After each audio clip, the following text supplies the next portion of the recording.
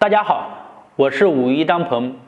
现在进入秋季呢，天气比较干燥，在这个季节呢，我们应该吃一些润肺的、滋润身体的食物，比如梨、银耳汤。那么今天为大家讲的就是帮助我们调理咳嗽、嗓子不舒服的，或者因为气候干燥导致的嗓子咳嗽不舒服的，就是推我们的大拇指的肺经。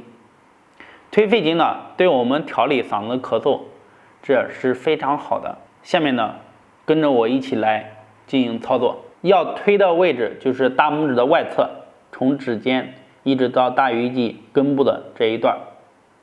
推这一段呢，对于嗓子不好的人来说，效果是非常好。好，用我们大拇指可以的。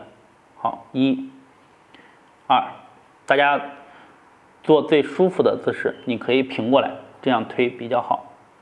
这样推比较好，或者是我为了给大家示范，才给大家立着，让你们看得到我在推哪个位置。好，数着数，2、3、4、5、6、7、8、9。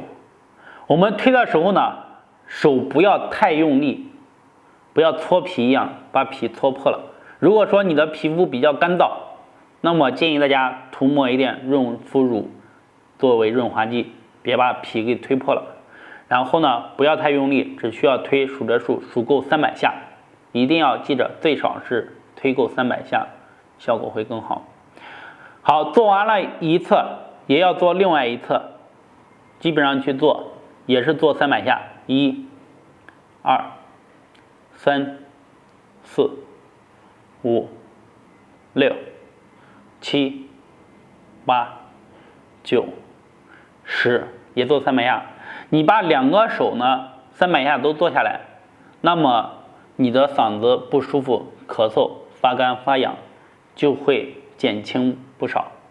好，在这个季节呢，希望大家多吃滋润的食品，少吃上火滋补的食品。等到冬天呢，你再吃。有什么问题呢？可以在下面评论留言或者私信和我进行交流，谢谢。